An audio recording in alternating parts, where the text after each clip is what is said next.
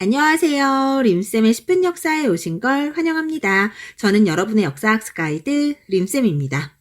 오늘은 보다 빠른 한능검 총정리 일제강점기로 돌아왔습니다. 이 일제강점기는 정말 너무나 아픈 역사죠. 하지만 반드시 기억해야 할 역사기도 하니까요. 같이 한번 빠르게 달려볼게요. 먼저 일제강점기는 일제의 통치 방식에 따라 1910년대와 1920년대, 1930년대 이후로 구분할 수 있는데요. 1910년대 무단 통치로 우리를 찍어 누르던 일제는 1919년에 일어났던 3.1운동을 기점으로 통치 방식을 이른바 문화통치로 바꿨습니다. 하지만 사실 이 문화통치는 우리 민족을 갈라놓으려는 민족 분열통치였죠. 그리고 이러한 일제의 통치 방식은 1929년에 일어난 경제 대공황을 기점으로 민족 말살 통치로 바뀌었는데요. 아무래도 이 시기가 우리에겐 가장 힘든 시간이었겠죠. 그렇다면 과연 일제는 각 시대별로 어떻게 우리를 괴롭혔을지 1910년대부터 살펴볼게요. 1910년 우리의 국권을 강제로 피탈한 일제는 먼저 식민통치 최고기구로 조선총독부를 설치하고 육해공 대장 출신의 조선총독을 두었습니다. 또 조선총독부의 자문기구로 중추원을 두어 친일파 한국인들로 구성했고요. 우리의 저항을 억누르기 위해 헌병경찰제를 도입했는데요. 이러한 헌병경찰은 즉결처분권을 가지고 있었으며 한국인에 한해서만 태형을 실시했습니다. 거기에 학교의 교사들은 모두 칼을 차고 있었고 이러한 공포스러운 학교조차 1차 교육령에 따라 4년만 다닐 수 있었습니다. 또 이 시기에 언론 출판 집회 결사의 자유를 박탈하고 모든 정치활동을 금지시켰고요. 근대적 토지 소유권을 명분으로 토지 조사 사업을 실시해 우리의 토지를 강탈했습니다. 이때 우리의 토지를 빼앗는 데 앞장섰던 회사가 바로 동양적식 주식회사였죠. 이 밖에도 산림령과 광업령, 회사령 등 많은 법령을 만들어 우리를 수탈했는데요. 특히 회사를 설립하기 위해 조선 총독의 허가를 받게 한 회사령으로 우리 경제는 더욱 위축됐습니다. 하지만 이렇게 살벌한 1910년대의 무단 통치에도 우리 민족은 저항을 멈추지 않았는데요. 먼저 국내에서는 비밀결사 조직들이 활동했습니다. 사실 9월 말에 조직됐던 신민회는 1911년 백오인 사건으로 강제 해산됐고요. 또 다른 비밀결사 조직으로 독립의군부와 대한광복회가 활동했습니다. 이 중 임병찬을 중심으로 활동한 독립의군부는 복벽주의를 내세웠으며 조선 총독에게 국권 반환 요구서의 발송을 꾀했습니다. 그리고 박상진을 중심으로 활동한 대한광복회는 공화정을 주장한 비밀결사 조직이었습니다. 한편 국외에서는 먼저 서간도 삼원보의 신민회의 후원으로 경학사와 신흥강습소, 독립군인 서로군정서가 조직됐습니다. 또 북간도에는 대종교회 후원으로 중광단이 조직됐고 민족학교인 서전서숙과 명동학교가 세워졌는데요. 이 중 서전서숙은 헤이그 특사였던 이상설과 관련이 있습니다. 그리고 연해주 블라디보스토크에는 신한총과 권업회, 대한광복군 정부, 대한국민의회가 결성됐고요. 이 권업회와 대한광복군 정부의 설립에도 이상설이 큰 역할을 담당했습니다. 이 밖에도 상하이에 조직된 여운형 중심의 신한청년단과 안창호를 중심으로 조직된 미국의 대한인국민회, 그리고 하와이에 조직된 박용만의 대조선 국민군단까지 기억해주세요. 이렇게 이 시기 많은 단체가 우리의 독립을 위해 활동했는데요. 이들의 이러한 에너지는 마침내 1919년 3.1운동으로 이어졌습니다. 중요합니다. 이러한 3.1운동은 1차 세계대전의 종식 이후 파리 강화회의에서 발표된 윌슨의 민족자결주의에 영향을 받았고요. 이에 독립의 희망을 얻어 신한청년당의 김규식을 파리 강화회의에 대표로 파견했습니다. 또 도쿄에서 유학생들을 중심으로 발표된 28 독립선언 역시 3.1운동의 기폭제가 됐고요. 이에 고종의 인산위를 기점으로 민족대표 33인이 독립선언식을 하며 3.1운동이 시작됐습니다. 그리고 같은 시간 탑골공원에서 학생과 시민들을 중심으로 시작된 만세 시위는 전 민족적 시위로 확산됐고요. 이에 일제는 무력으로 우리를 진압했습니다. 이때 일어난 일제의 대표적인 만행으로는 제압리 학살이 있고요. 이 밖에도 수많은 사람들이 대한독립 만세를 외치다 목숨을 잃었습니다. 그리고 이러한 3.1운동은 많은 결과를 낳았는데요. 먼저 일제의 통치 방식이 무단 통치에서 문화 통치로 바뀌었고요. 중국의 오사운동에도 많은 영향을 주었습니다. 또한 3.1운동 이후 지도부의 필요성이 제기되며 대한민국 임시정부가 수립됐는데요. 중요합니다. 대한민국 임시정부는 연해주의 대한국민의회와 상하이의 임시정부, 그리고 국내의 한성정부가 하나로 통합되며 조직됐고요. 대통령의 이승만을, 그리고 국무총리로는 이동휘를 선임했습니다. 이러한 대한민국 임시정부는 상권 분립이 이루어진 우리나라 최초의 민주공화정이었으며 입법부인 임시유정원과 행정부인 국무원, 사법부인 법원으로 나뉘었습니다. 또 보다 조직적인 독립운동을 위해 비밀행정 조직인 연통제와 비밀통신기관인 교통국을 설치하고 독립운동의 자금 확보를 위해 독립공채를 발행했습니다. 또한 독립운동의 소식을 알리기 위해 독립신문을 발행했으며 미국에는 구미위원부를 설치해 우리의 독립을 호소했습니다. 하지만 이러한 대한민국 임시정부는 처음과 다르게 지도자들 사이의 이념의 대립으로 많은 갈등을 겪었고 이로 인해 1923년 국민 대표회의가 열렸습니다. 그리고 이 회의에서 신채호 중심의 창조파와 안창호 중심의 개조파가 대립했지만 어떠한 결론도 내리지 못했고요. 결국 1925년 이승만이 탄핵되고 임시정부의 2대 대통령으로 박은식이 선임되며 국무령 중심의 의원내각제로 체제가 개편됐습니다.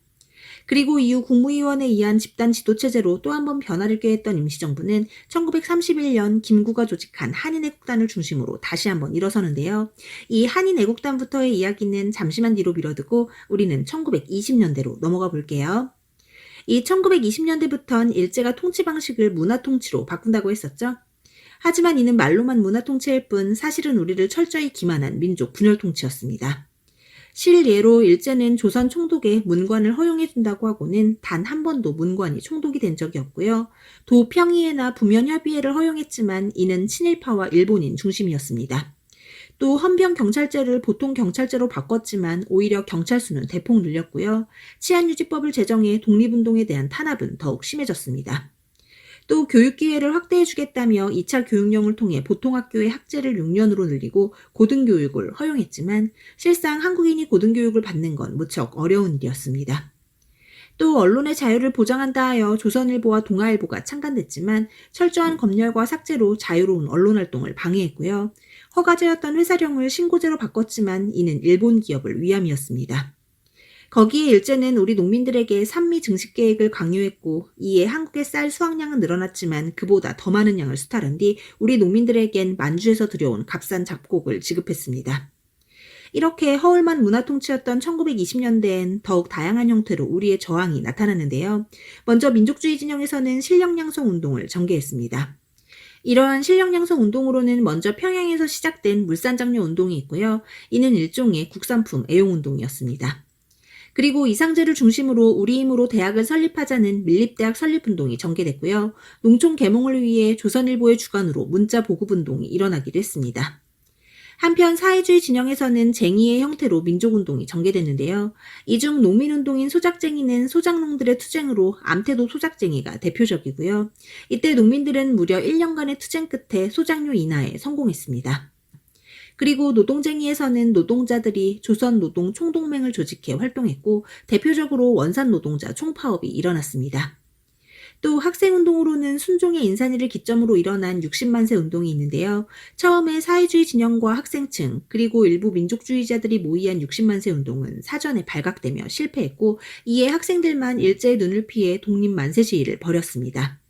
이처럼 60만세 운동은 대규모 시위로 확산되진 못했지만 이를 준비하는 과정에서 사회주의와 민족주의의 연대가 이루어지며 신간의 창설에 영향을 주었습니다.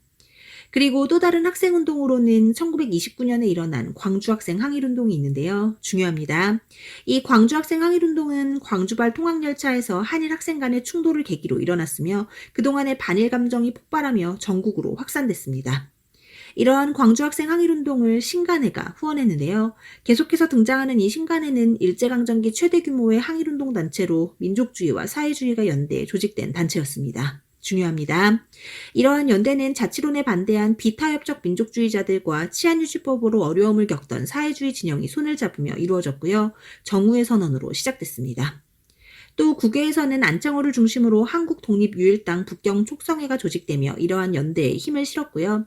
마침내 이상제를 회장으로 민족유일당인 신간회가 창설된 겁니다. 이러한 신간회는 앞서 언급한 것처럼 60만세 운동의 영향을 받았고 이후 광주학생 항일운동을 후원했다는 걸 잘 기억해 두세요. 또 신간회의 자매단체인 근우회는 여성운동을 벌였고요. 소년운동으로는 방정환이 어린이날을 만들어 어린이들의 인권보호를 주장했습니다. 이러한 소년운동은 천도교가 주도했고요. 이 천도교가 바로 동학입니다. 또 한편에서는 차별받던 백정들이 형평운동을 전개했는데요. 이들은 진주에서 조선 형평사를 결성해 평등사회에 대한 목소리를 높였습니다. 또 이 시기 활동한 의열단도 중요한데요. 의열단은 김원봉을 단장으로 한 폭력적 항일투쟁 단체였고요. 활동 내용으로는 김익상의 조선총독부 테러, 김상옥의 종로경찰서 테러, 나석주의 동양척식 주식회사와 조선식산은행 테러, 그리고 김지섭의 도쿄 궁성 테러가 있습니다. 이러한 의열단의 활동을 뒷받침했던 인물은 다름 아닌 신채호였는데요. 신채호는 의열단의 선언문인 조선혁명선언에서 민중의 폭력혁명을 강조했습니다. 하지만 점차 이러한 투쟁의 한계를 느낀 김원봉과 일부 단원들은 중국의 황푸 군관학교로 가 군사훈련을 받았는데요. 이후 이들의 활동이 어떻게 이어질지는 30년대에서 만나보기로 하고요. 우리는 1920년대의 국외무장 투쟁으로 넘어가 볼게요.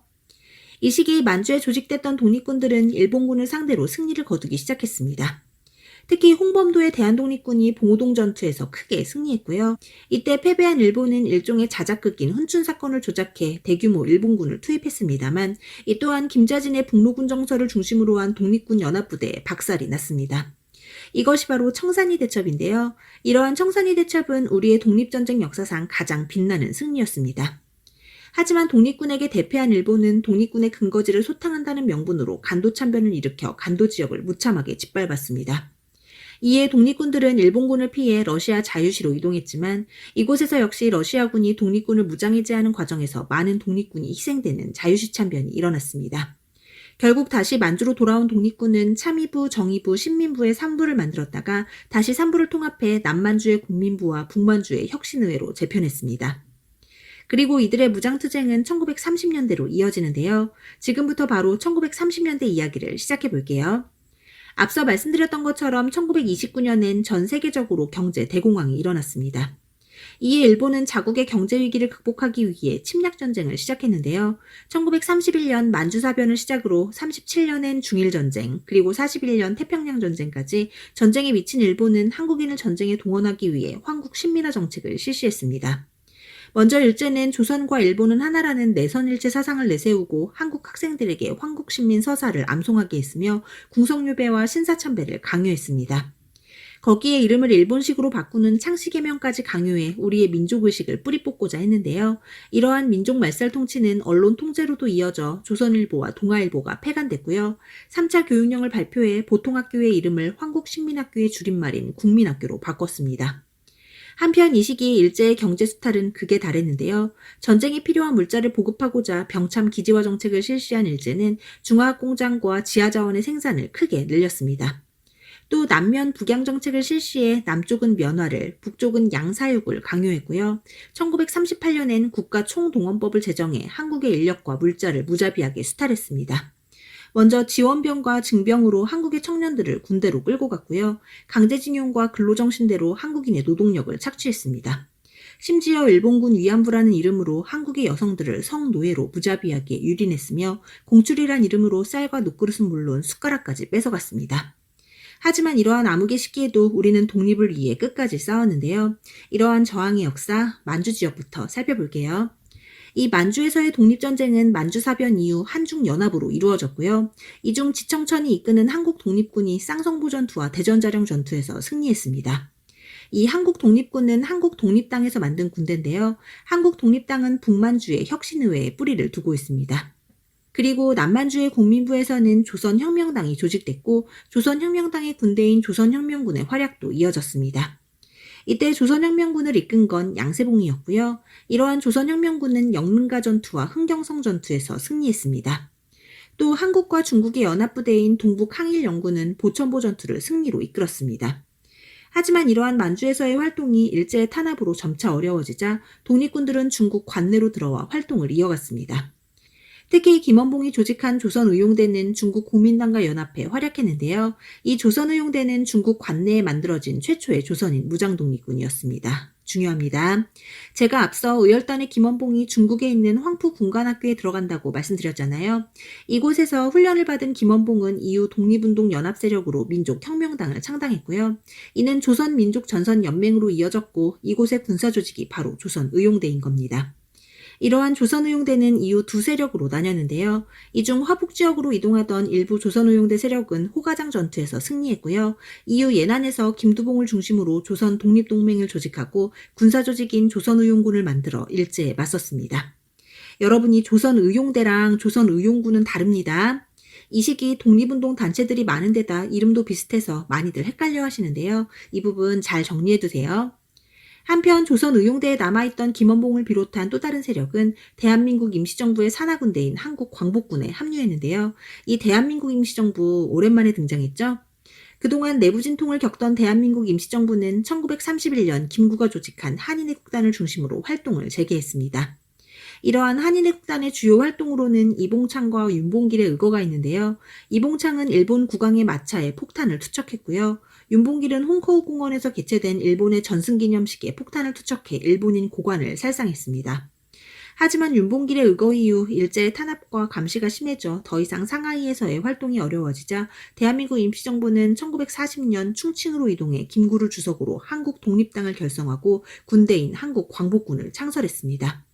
이때 한국 광복군의 총사령관은 지청천이었고요. 이후 김원봉을 비롯한 조선의용대 세력이 합류하며 군사력이 강해졌습니다. 이러한 한국 광복군은 영국과 연합해 인도 미얀마 전선에서 공동작전을 벌였고요. 미국의 전략정보국인 OSS와 연합하여 국내 진공작전을 계획했습니다. 한편 대한민국 임시정부는 1941년 건국강령을 발표해 건국을 준비했는데요. 이때 정치와 경제, 교육의 균등을 강조한 삼균주의를 내세우고 민주공화국의 수립과 토지개혁, 보통선거의 실시 등을 주장했습니다. 한편 김두봉의 조선독립동맹 역시 건국을 준비하며 보통선거와 민주공화정의 수립을 주장했고요. 여운형을 중심으로 국내에 만들어진 조선건국동맹 역시 민주공화국의 수립을 주장했습니다. 이렇게 여러 단체들이 건국을 준비하고 있는 걸 보니 우리의 독립이 가까워졌다는 게 느껴지시죠? 자, 그럼 이제 마지막으로 일제강점기에도 꿋꿋이 이어진 우리의 민족문화 수호운동에 대해 살펴볼게요. 먼저 국어 분야에서는 1920년대에 활동한 조선어 연구회가 있고요. 가게나를 만들고 한글 잡지를 창간했던 조선어 연구회는 1930년대 조선어 학회로 이어졌습니다. 이러한 조선어 학회의 주요 인물로는 이윤재와 최연배가 있고요. 이들은 우리말을 지키기 위해 우리말 큰사전 편찬을 시도했습니다. 하지만 1942년 일제는 조선어 학회 사건을 일으켜 이들을 탄압했고 우리말 큰사전 편찬은 실패했습니다. 한편 언론사에서는 민족주의 진영과 함께 문맹퇴치 운동을 전개했는데요. 1920년대에는 조선일보가 중심이 된 문자보급운동이, 그리고 1930년대에는 동아일보가 중심이 된 브나로드 운동이 전개됐습니다. 다음은 역사 분야에서의 민족문화 수호운동인데요. 일제는 끊임없이 우리의 역사를 왜곡해 1910년대엔 중추원에서, 그리고 1920년대엔 조선사 편수회를 통해 타율성론과 정체성론, 당파성론을 강조한 식민사관을 만들었습니다. 그리고 이러한 식민사관에 우리는 민족주의 사학으로 맞섰는데요. 먼저 신채호는 조선사 연구초와 조선상고사 등을 편찬해 고조선과 고구려가 동아시아의 강국이었음을 강조하고 신라의 화랑도를 난가사상으로 평가했습니다. 또 박은식은 한국통사와 한국독립운동 지열사를 통해 민족의 혼을 강조했고요. 1930년대에는 정인보가 조선사 연구를 통해 한국의 어를 강조하고 안재홍과 함께 정약용의 여유당전설을 간행하는 조선학 운동을 전개했습니다. 이 밖에도 역사의 객관성을 강조한 실중주의 사학에서는 이병도와 손진태가 진단학회를 조직했고요. 사회경제 사학에서는 백남훈이 유물사관을 강조해 식민사관의 정체성론을 반박했습니다. 한편 일제강점기에는 종교계의 활동이 정말 활발했는데요. 이 중 대종교는 나철이 당군신앙을 기반으로 만들었고요. 북간도에 중광단을 세우는 등 국외의 독립운동을 적극적으로 지원했습니다. 그리고 천주교와 개신교는 교육과 의료사업을 전개했으며 특히 개신교는 1930년대 이후 신사참배를 거부해 많은 탄압을 받았습니다. 그리고 천도교는 1920년대 소년운동을 주도했고요. 불교계에서는 시인이자 독립운동가인 한용운이 활동했으며 한국의 새로운 종교인 원불교 역시 저축운동을 벌이고 남녀평등을 강조하는 활동을 이어갔습니다. 마지막으로 문학과 예술 분야인데요. 먼저 문학에서는 윤동주와 이육사, 심은 등의 저항 시인들을 기억해 주시고요. 예술 분야에서는 무엇보다 1920년대의 영화 아리랑을 기억해 주세요. 아리랑은 나훈규의 작품으로 일제강점기를 살아가는 우리 민족의 애환을 그린 작품이었습니다. 자, 이렇게 민족문화 수호운동까지 일제강점기 전체를 한번 정리해봤는데요. 오늘 준비한 내용 여기까지입니다. 일제강점기 어려우시죠? 하지만 식민지라는 통한의 시대를 힘겹게 살아가며 독립을 위해 목숨을 바친 분들을 기억하면서 감사하는 마음으로 공부하시면 어떨까 싶습니다. 그럼 오늘도 정말 고생 많으셨고요. 구독과 좋아요는 언제나 감사드립니다. 그럼 안녕, 뿅!